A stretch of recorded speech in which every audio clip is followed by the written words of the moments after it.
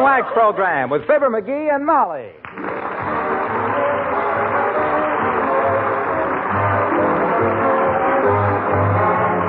The makers of Johnson's Wax for home and industry present Fibber McGee and Molly, written by Don Quinn and Phil Leslie, with music by the King's Men and Billy Mills Orchestra.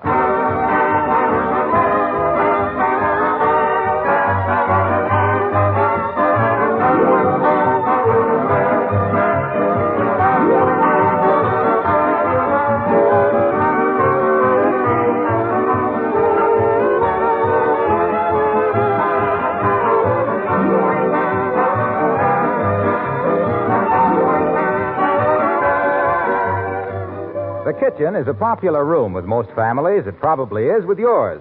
Is it because you ladies are out there so much? Or are the icebox and the things cooking on the stove the great attractions? Oh, that's unkind of me, isn't it? Of course, it's the ladies. Well, at any rate, the kitchen is a popular room and deserves the extra care that most women give it. When linoleum is bright and sparkling, its colors fresh and new-looking, the whole room takes on a more cheerful tone and is a pleasanter place to work in. When you use Johnson's Glow Coat regularly to keep linoleum new-looking, you're actually making it last 6 to 10 times longer. And you're saving yourself hours of work all year because Glow Coat is so easy to use. It's self-polishing and needs no rubbing or buffing. Spilled things wipe up in a jiffy. Johnson's self-polishing Glow Coat is economical. A little goes a long way.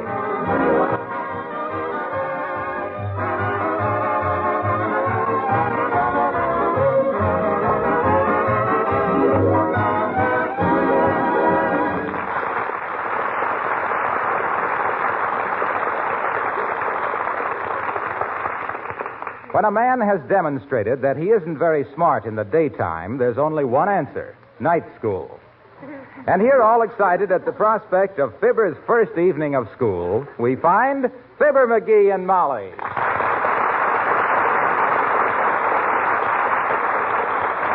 Ah, this is for me, Molly. The 3 R's: reading, writing, and arithmetic. The last time you went to school, it was running and wrestling at recess. I was just a kid then. I didn't realize how important an education was. My gosh, I was 23 years old before I knew what was the capital of Guatemala. What is it? Capital G.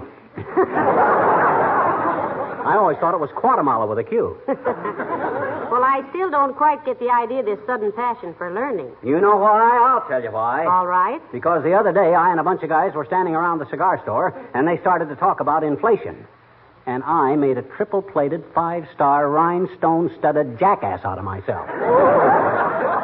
How? This time? Well, one of the guys turns to me and says, "What do you think of inflation?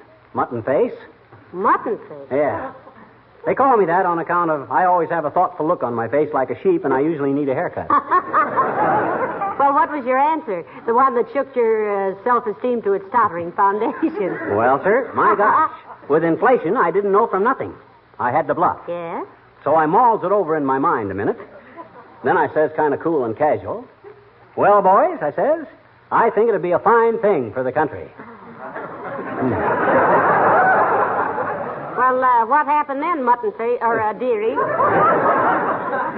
Well, it was kind of confused for a few minutes. One guy snatches back the cigar he'd just given me. Another guy spits on my shoe and walks out. And the guy that owns the cigar store closes my charge account and tells me to beat it before he reports me to the FBI. Oh, dear. Oh, dear. I never so humiliated in my life. My gosh, how did I know there was nothing to be said in favor of inflation? McGee, with your gift for getting yourself out on a limb, you should have been a tree surgeon, you should. Ain't it the truth? Well, anyway, that's one of the 2 reasons I'm starting a night school. What's the other reason? That's a secret. Can't you even tell me? Nope. And I can't tell anybody. Now, let me see. I got my pencil box and my ruler. My registration card. My first baseman's glove. What's that for? Oh, some of the kids might want to play a little baseball at recess. At night? Oh, my gosh, I forgot that. Well, I'll leave my first baseman's glove here and take my flashlight. We can play run, sheep, run. What subjects are you taking, McGee? Well, my particular curlicue consists of English, French, economics, and manual training. McGee, you don't mean curlicue, you mean curriculum. You better go to night school yourself, baby. Everybody knows curriculum is a style of architecture. The house across the street has got curricular columns on the front porch. No, that's Corinthium. Go on. Corinthium is a flower. They wear Corinthiums to football games. No, McGee. We're all confused here. Those are chrysanthemums. Well, then what's a curlicue? A curlicue is a fancy little flourish. Certainly. And if you don't think my going to night school is a fancy little flourish, Tootsie, you just... Oh, hello there, Alice. Hiya, Mrs. McGee. Hiya, Pop. Hello, Alice. What's the cube root of 3,733,248? 72. Why? Well, how on earth did you know that, Alice? Creepers. I thought everybody knew simple things like that. Not me, Alice. I'm dumb. Up till a few days ago, I thought a cube root was the bottom part of a box elder. That's why he's starting night school tonight, Alice. And it'll be the first time he ever went to school that he got up in time for it. Gee, are you really going, Pop? What are you taking? Oh, pencil and ruler, flashlight. A couple of jelly sandwiches. Grape jelly. Alice means what subjects, McGee? You know, in your curlicue. Oh, what subjects? Oh, manual training. That's so's I can finish a tabaret I started in the 7th grade. And English. Basic? I don't know what kind. Just so's they learn me to talk it correct is all I care. I still make a few mistaken errors in the way I say my grammar. Oh, not many. You only made 7 in the last 2 sentences. I might take a couple of semesters of French, too, maybe.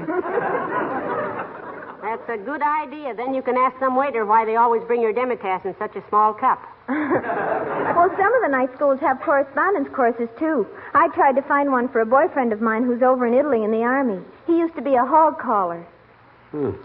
What kind of a course did he want, Alice? Pig Latin. You know, I think night schools are a wonderful institution. Lots of people are too busy to go to school in the daytime. Yeah, like me. Got too much to do. Busy all day long. Well, Downbeat Weston, that's a friend of mine that he works at the next bench to me at the airplane factory. Yeah? He went to night school for 2 years, and creepers, is he ever smart. Really got something out of it, did he, Alice? Wow, did he? Come 9 p.m., and he's the smartest boy I know. Well, I'm glad you approve of it, Alice. Incidentally, you got a book strap? A what, Pop? A book strap. You know, that you strap around your geography and arithmetic and grammar books and walk home from school swinging them while you try not to step on the cracks in the sidewalk. Why don't you use one of your belts, McGee? Maybe he hasn't got enough books to fill it out, Mrs. McGee. Now, just a darn minute, Alice.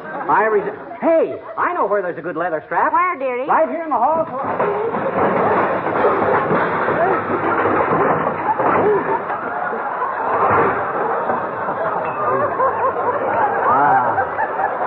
Just as I thought. It ain't here.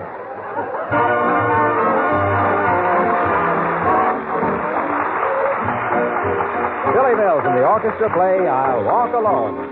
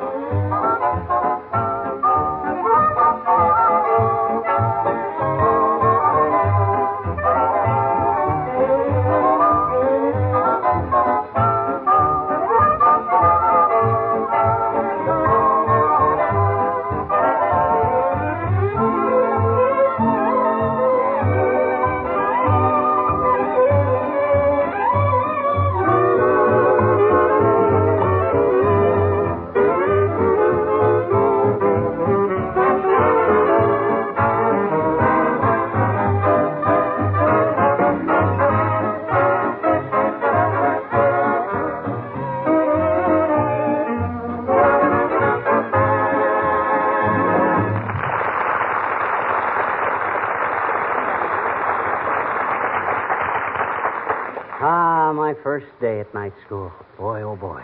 Won't you be proud of me when I come home with an education, Molly? I wonder if they'll ask me to join a sorority. I hope not. Well, I'm no snob. I got nothing against kids just because they're rich. If they tap me on the shoulder and say, brother, we want you to pledge yourself to Inca Bunca Phi. Yes, sir, I'll do it. That's all, I'll do it. And you can wear my pin. Oh, thanks, kid.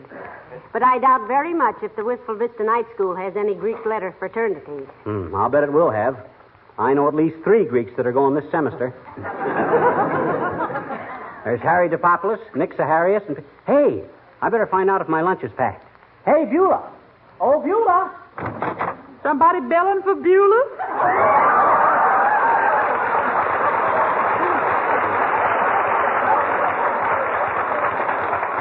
Our schoolboy was wondering if his lunch was ready, Beulah. Yeah, and I was going to suggest you put in an extra pickle, Beulah. Might want to share my lunch with some other kid. Yeah, sir. And I can unscrew a wheel off the tea cart if you want to roll a hoop to school. I'm afraid it's too dark, Beulah. I'll just kick a tin can or something. This whole thing is degenerating into simple nonsense. Yeah. What's the second reason you're going to night school, McGee, aside from learning about inflation? Well, my second reason is a very confident... You want to find out about inflation, sir? Huh? Yes, he does, Beulah. Why? Well, for goodness sake, nobody has to pack somebody lunch and sharpen pencils and buy school books just for that. All you got to do is ask somebody. Yeah? Who? Me. You? You understand about inflation, Beulah? Yes, ma'am.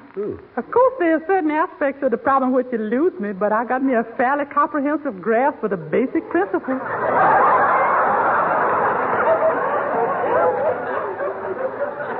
Well, flatten my feet and call me a cop. Maybe if Beulah explains it to you, McGee, you can skip the economics course and take basket weaving. Break it down for me, Beulah. Yeah, sir. Intrinsically, of course, the whole concept of preventing inflation lies in the control of prices. Therefore, if both the dealer and the consumer plays fair with ceiling prices, retail goods will remain at a predetermined and reasonable level, thus obviating the necessity of raising wages and extending production costs, which in turn raises prices again. Well, flatten my feet and call me a cop. Yeah. That sounds very reasonable. Yes, reducing the problem to an understandable perspective, if the article is ceiling price is 32 cents and you pay 33 cents for it, you is 1 cent on your way to inflation. Well, flatten my feet and call me a cop. Where'd you learn all that stuff, Beulah? Night school. Well, I hope it does as much for Mr. McGee as it's done for you, Beulah. Oh, it will, it will. My first day at night school. What a moment. If it ain't too painful a reminiscence, Mr. McGee, how far did you get in public school? He got a high school diploma, Beulah. Yes, sir. And regardless of any ugly rumors you might hear, it had nothing to do with his knowing certain facts about the principal and the music teacher. Of course it didn't. Just because a pupil happens to catch the principal necking with the music teacher and happens to mention it the day before graduation don't mean the pupil wouldn't have graduated anyway. So I've often wondered. As a matter of fact, Beulah, on graduation day, when the class marched around the gymnasium, Mr. McGee led the whole senior class. He really did? As president of the class? No, I was the only kid in school who had a drum. The only kid who had a drum. But see what the man said. Love that man.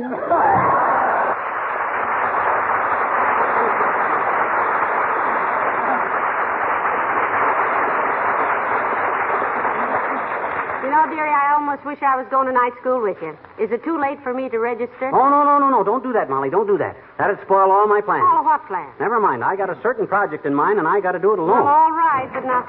Oh, hello, Mr. Wilcox. Hello, Molly. Hey, pal, is this the night you start night school? Sure is, Waxy. Ever think of going yourself? You're not so smart you couldn't use a little more education. Well, I once thought of trying for my bachelor's degree, but I got married instead. Here, pal, here's a little something to take to school with you. Oh, my gosh. Oh, gee whiz. Oh, Junior, you shouldn't have done this. Isn't it beautiful, Molly? It really is. A nice big red apple. Oh, it's just something to give your teacher, pal. Believe me, it never does any harm. I remember once I took a big red apple to one of my teachers and... but that's another story. Well, this was certainly thoughtful of you, Junior. And look at it shine. Don't tell me you used... Nope.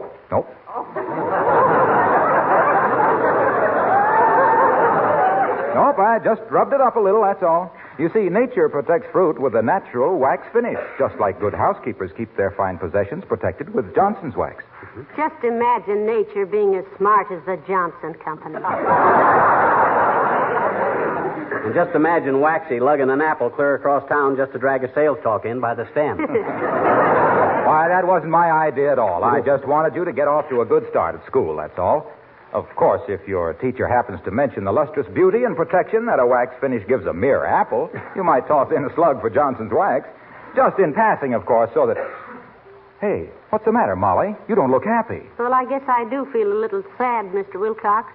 You know how it is with the woman on her little boy's first day at school. I guess we just hate to see them grow up.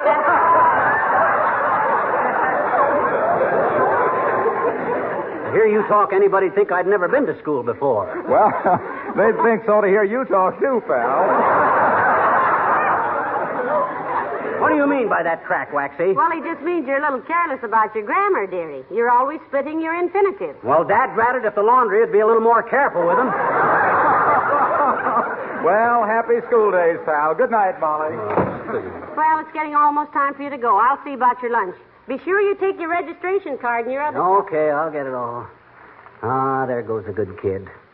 To think of her marrying a dumb guy like me and buying the license herself. She knew I'd pay her back. And I will, too. By George, after I graduate from night school... Come in. Hi, mister. Oh, hello there, Teeny. I'm sorry I haven't got time to barber with you right now. I don't want to be late for night school. Oh, I don't... I says I haven't got time for any vocal volleyball right now. I don't want to be late for night school. Oh, night school. Oh, cut it out, sis. This is a serious project with me. I'm after an education. Oh? And if you're a good girl, I'll send you a ticket to the entertainment they give at the end of the year. Oh, what kind of entertainment? I don't know this year. Last year, I understand they put on a puppet show. Oh, gee, I love puppet shows, mister. You do, eh? Hmm? I says you do, eh? Do what? You love puppet shows. I know it. I had a little puppet once. His name was Margaret, and he was a wire-tail airhair. You mean a wire hair airtail? If he was an Airedale, he couldn't have been a wire tail. I said puppet, not pup. This was a puppet. He grew up to be a pup. No. You don't understand, sis. A puppet is a kind of a doll that somebody manipulates with strings. Sure. Uh-huh. My little puppet was a doll, too. Hmm? Oh, gee, he was cute. Oh, only we didn't manipulate him with a string. We had a long leather leash for him. Leash, not lease. What? I said it's a leash. A lease is what you sign when you rent a house. My puppet didn't rent a house.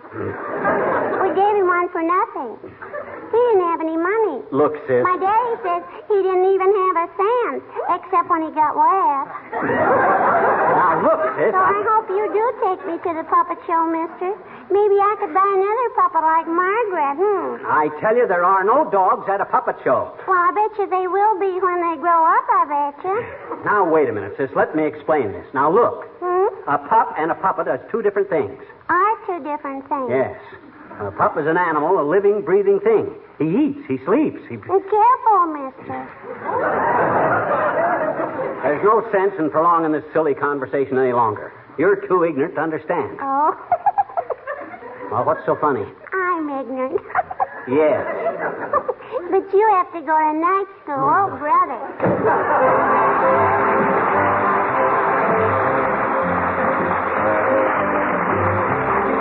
The King's Men and sing a tropical song. Upon the island from which we come, we have a national characteristic which is very strong. Because we put the accent upon the wrong syllable when we sing a tropical song.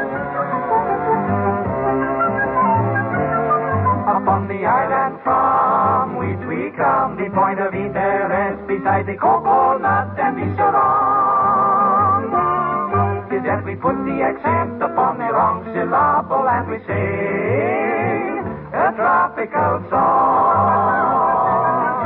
We could show the natural wonders of the scenery to you, and we could show the native birds and perhaps give 2 or 3 to you. We could describe the climate and also tell the elevation to you, and we could very hastily introduce the population to you. We could show you the hotel and many of the fascinating places. We could take you to the bar where visitors may fall upon their faces. And if we only had a track, we could probably take you to the races. But we prefer to acquaint you with the following interesting facts. Upon the island from which we come, we have a national characteristic which is very strong. And if you should remain here, you will discover one peculiar thing before very long. That you have put the accent upon the wrong syllable, and you will be dancing, humming, singing a tropical song.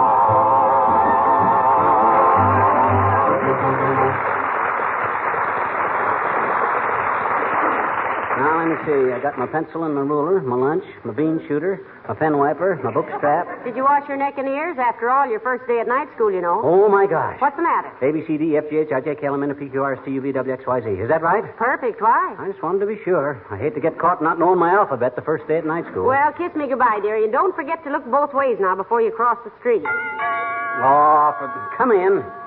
Oh, hello, Dr. Gamble. Hello, my dear. Well, and what's little false face loaded down with? Running away from home, Chiselwit?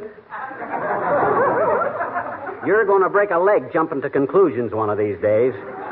Doctor, if you'll pardon the expression.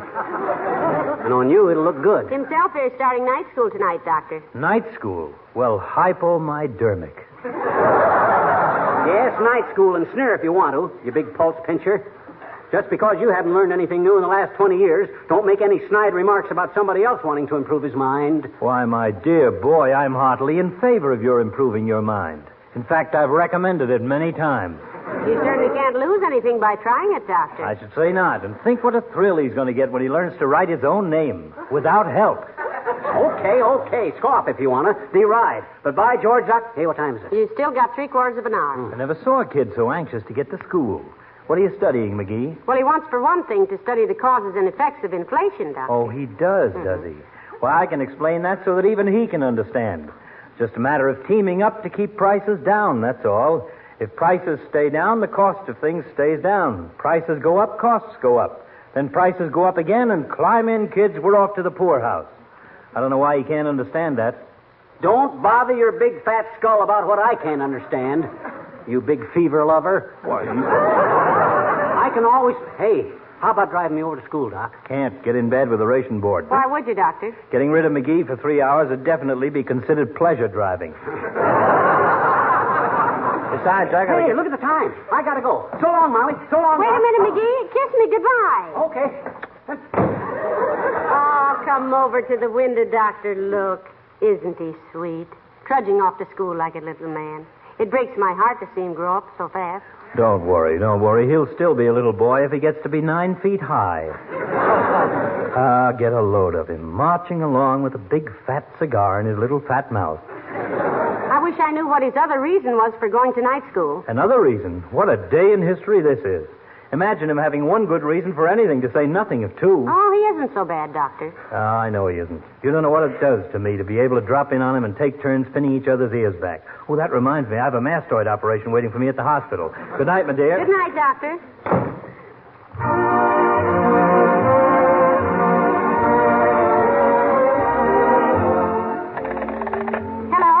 Hello? Is this you, Dr. Gamble?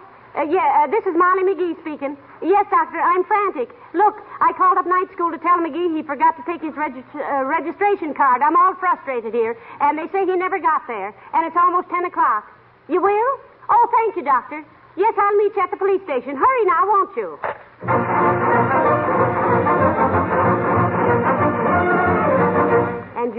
checked all the hospitals, Sergeant? That we did. And furthermore, ma'am and doctor, we haven't seen the little man since he was leaning against this very desk 1 year ago, trying to explain to the lieutenant why he was trying to climb the flagpole in the front of the public library.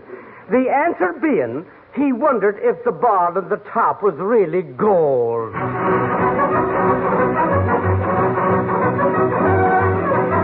No, Mrs. McGee, he hasn't been in the theater tonight, and everybody's gone now. Are you sure? He has a habit of dropping in wherever Heavenly Days is playing because he likes to hear himself sing. And he wants to know about inflation. Well, come on, Molly. We'll stop at the Elks Club and ask all the boys.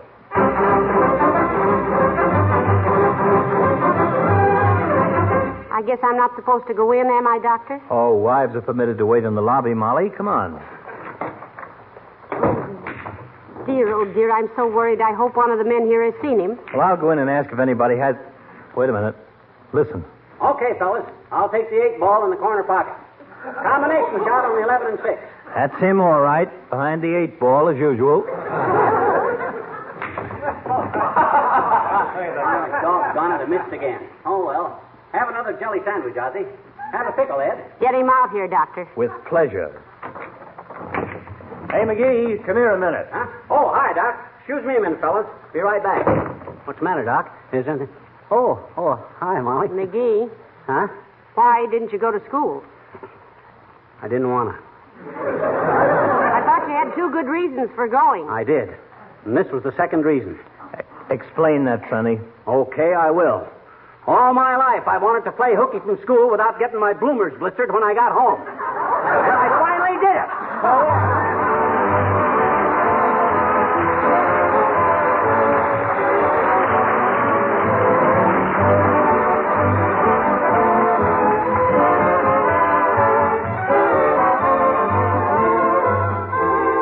When you enter a home where the floors, furniture, and woodwork are wax protected, the first thing you think of is how beautiful it all is.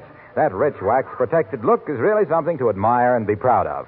And when I enter such a home, I think how well protected all those surfaces are. And I salute the lady of the house for being such a good housekeeper. She has learned the value of protective housekeeping. Protective housekeeping with Johnson's Wax.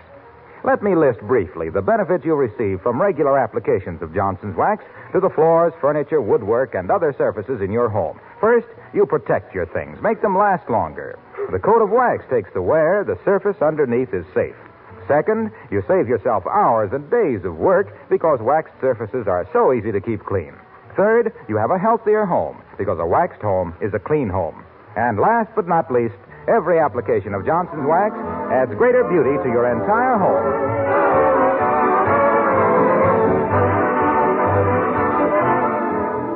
Well, ladies and gentlemen, we had fun with inflation tonight, but there won't be much comedy in inflation if it comes. And it needn't come at all. Because while it's a very real danger, the prevention is comparatively simple. Whenever you buy things in a store, check the prices with the ceiling price posters. The responsibility rests with both the retailers and the customers. And we know everybody will back up our fighting services by fighting against the increase of prices at home. Remember, there's a certain paper hanger who hopes we'll neglect our ceilings. Good night. Good night, all.